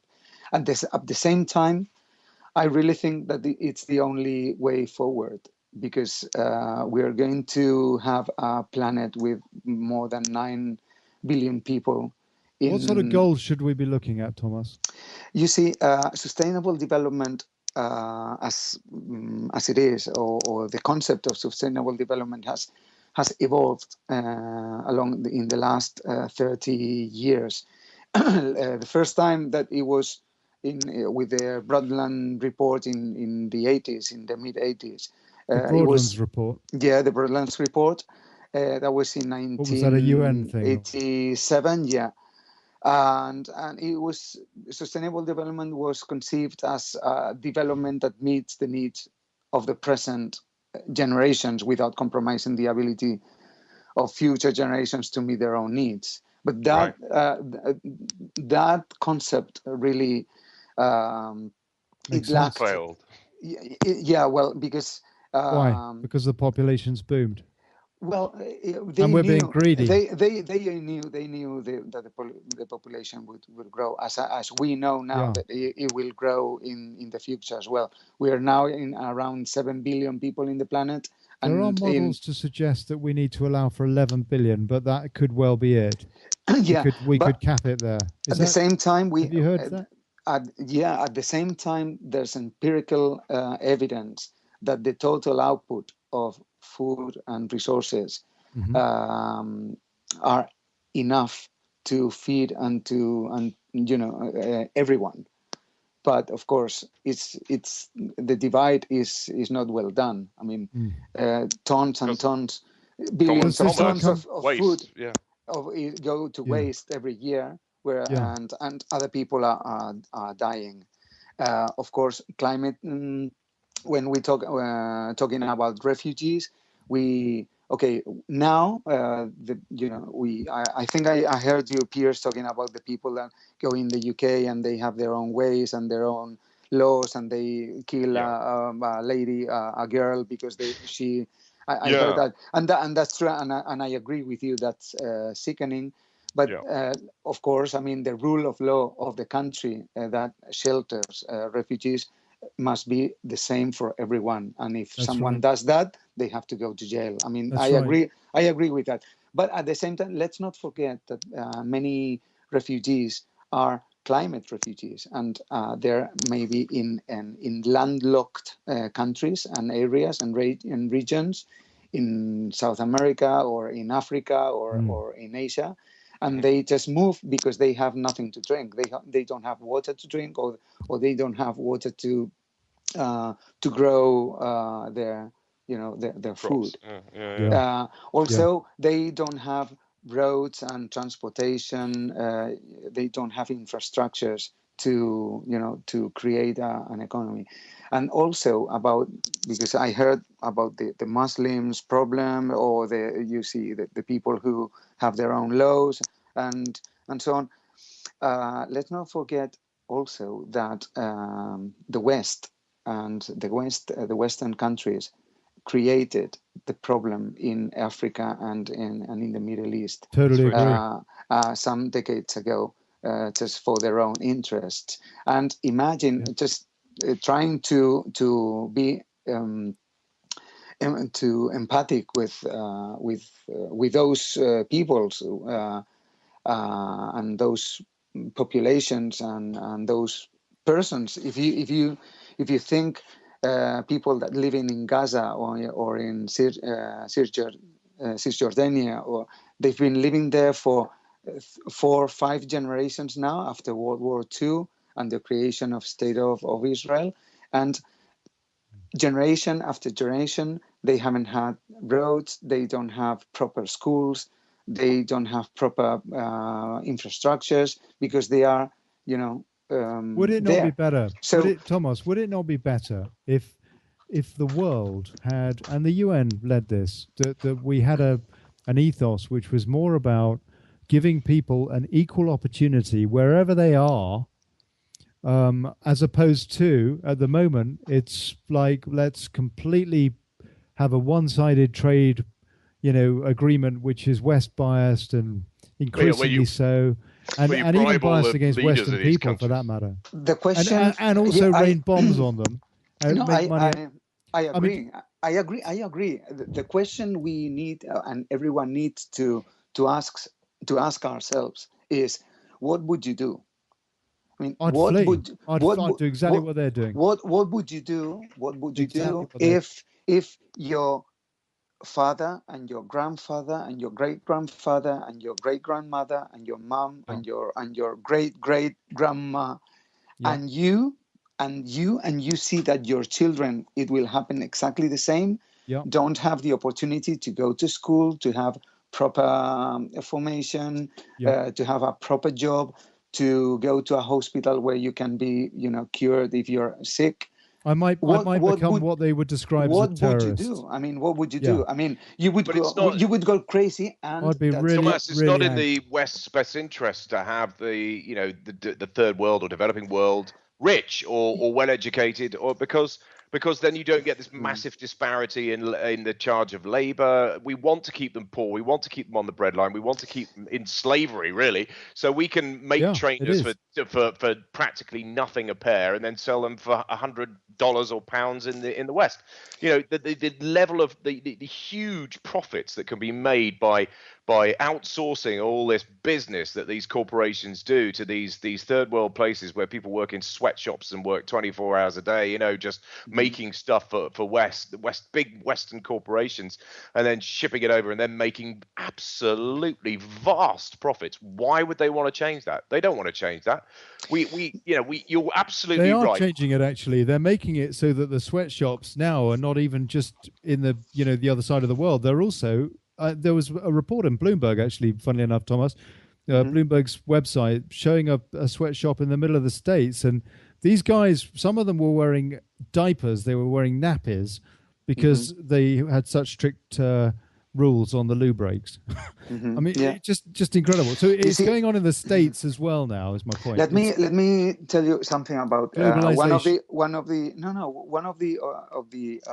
sustainable development goals. It's the corporate downside of globalization, Tomas. No, let Tomas get a word in. Sorry, go on. Yeah. No. I was just thinking about those children, and of course, I mean, corporations, they're greedy and they will be, because that's their goal. I mean, and any corporation, whatever they want is to earn more money, to make more money. So they show the shareholders meetings, they pay more to the executives. I mean, that's their nature. Okay. Yeah. So that's why I'm so skeptical about the achievement of the Sustainable Development Goals. But at the same time, I think it calls for activism and for a small movement of people, that people force their local politicians to put in place policies that, in a way,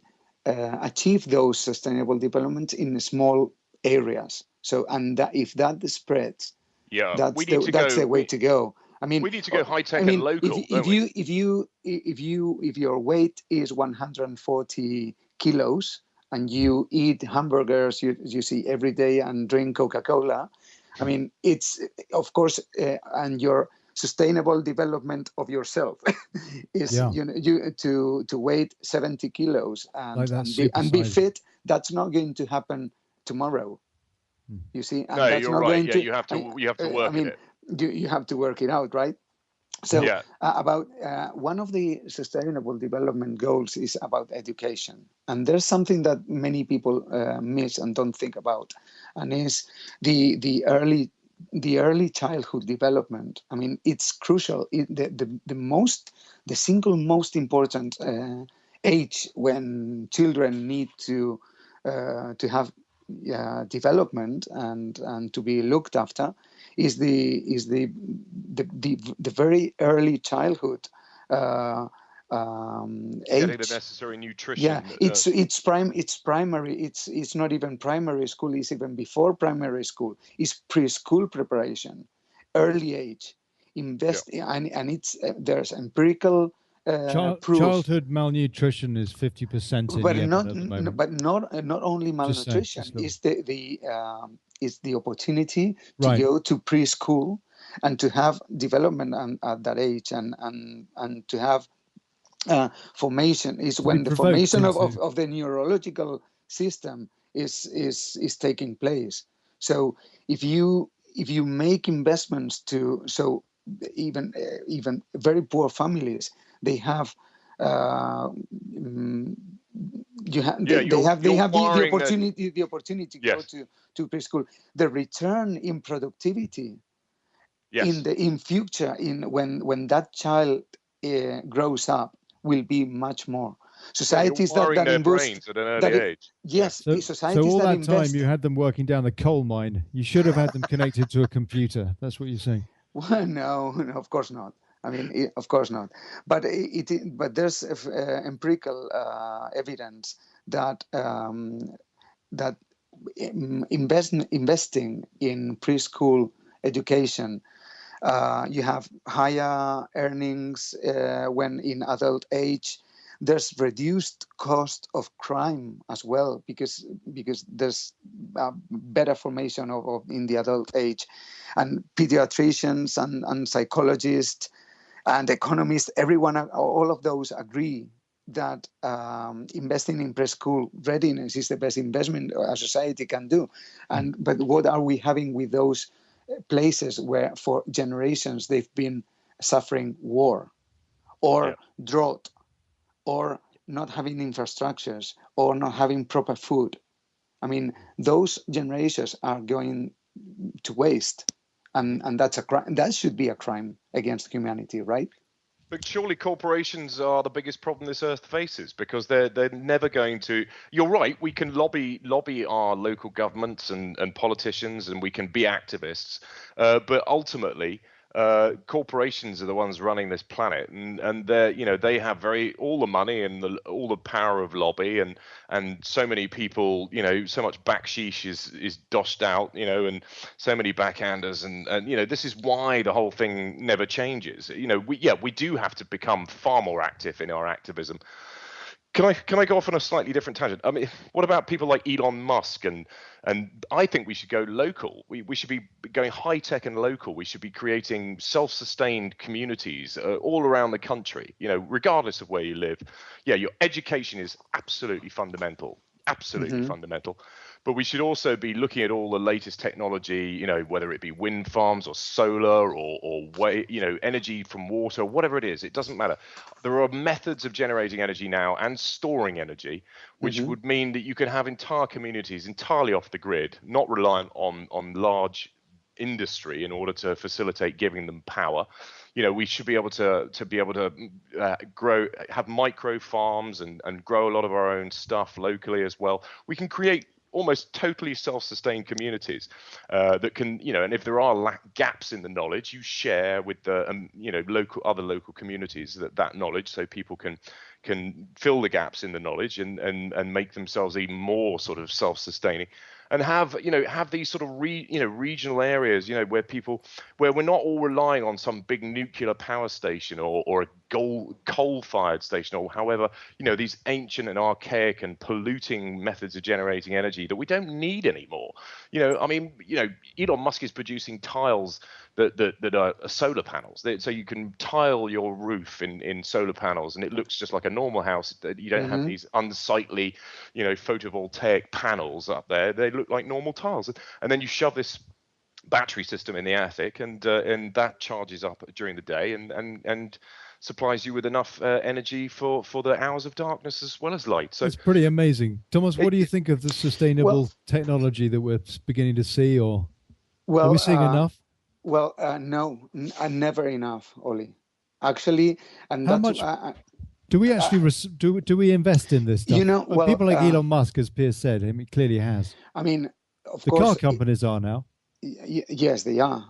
But it's clear that low carbon society is needed to stop or to make it why don't we grow slow climate change. You see, there was talking Thomas, why don't we grow hemp? We never talk about hemp. I mean, surely that is one thing that is really good from the point of view of no, I'm not joking. That's one thing. Probably stop a lot of war if everybody was smoking a bit of ganja. I'm talking about helping to replace plastics and oil-based plastics.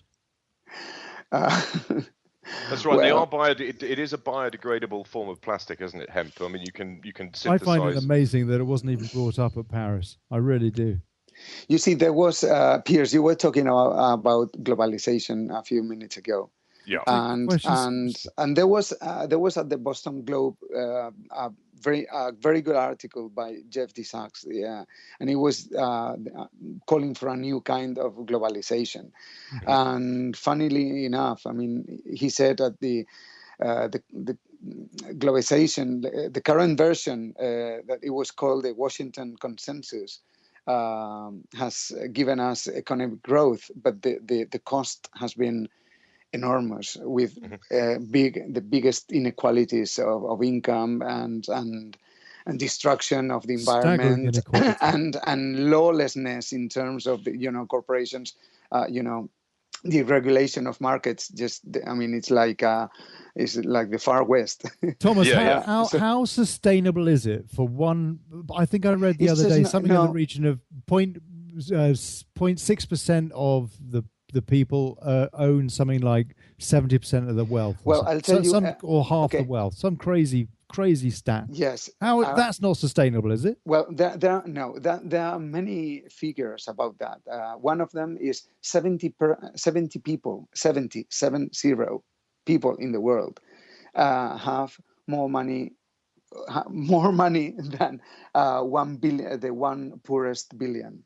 Good Lord, 70 people. 70 people. You see, yeah. I think that's true. So the aim, as Jeff Sachs said in this article the other day, is not the aim is not global governance, because that's so impossible to meet and to get with corporations and lobbyists and everything. Could we trust it? Not global governance, but global decency. Yes, and the responsibility for change rests with national governments and local communities, people who can. That's where you're talking about people getting active to yes. basically keep the politicians looking at this, because not only politicians, not prioritizing, also corporations. But decency and governance. Sure, but everybody's invested in this, because you've got pension funds, you've got, I mean, they've basically taken our money, which, this is where Glass-Steagall sort of, was the biggest mistake in banking history, because, they should never have allowed this. They should never taken this wall between high street banking and saving accounts and the investment wing of banks. They should never have fused those together, but they did. And then that meant that as soon as you deposit any money in your bank account, the investment wing of that bank can then use that money to gamble on the stock exchange or derivatives or whatever market they want to throw it into. Which has affected everybody's savings and pension funds. So in a way, we're all indirectly tied into this corporate behemoth. And if they go down, we're all going to suffer. We're all going to get affected. People will lose their life savings. People will have their pensions reduced to nothing. This is what they've done. They've created this great big network, this of interfused financial systems and arrangements, which ultimately affect us all. It has made a few people extremely rich to the detriment of the majority, but at the same time, they've tied us all into it in order to sort of try and justify maintaining its survival, even though it's highly unethical. Yeah, to achieve the economic and the social and environmental goals, the good governance must be carried out by governments, but not only by governments, also every multinational company are very powerful actors because they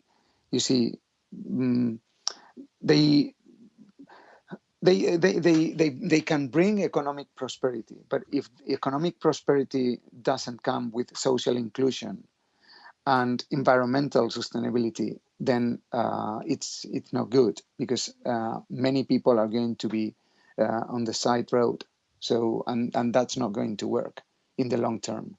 They seem to be able to make this. We're coming up to the top of the show here. Closing thoughts. I mean, is there any way? It seems to me that Europe is so consumed with sectarian politics now that we're going to do the same thing that the Spanish government or lack of is doing, and basically that's not much, and we're just going to see more of a mess. I mean, is that a fair prediction? I'm sorry, but I like to remain vaguely positive about the future. Well, I think there are lots of suppressed technologies that are going to come to the fore. I think a lot of the bigger, energy generating companies have a lot of patents, for some nice. So, Tomas, give us some hope. Well, the only hope is that projects that put together companies that need to make a dollar, and centers of investigation and innovation in universities, they create new products. Tomas, I want to thank you. Thank you so much for coming on the show. I've got to cut you off, mate. I'm really bye. Sorry. God bless you. Cheers, Tomas. Cheers, bye. And here's blimey. Cheers. That was good. Piers Garnham and me, Ollie Connolly. Jingly-Jangly. Lots of love. Have a great Thanksgiving. Yeah. Ciao. Next week.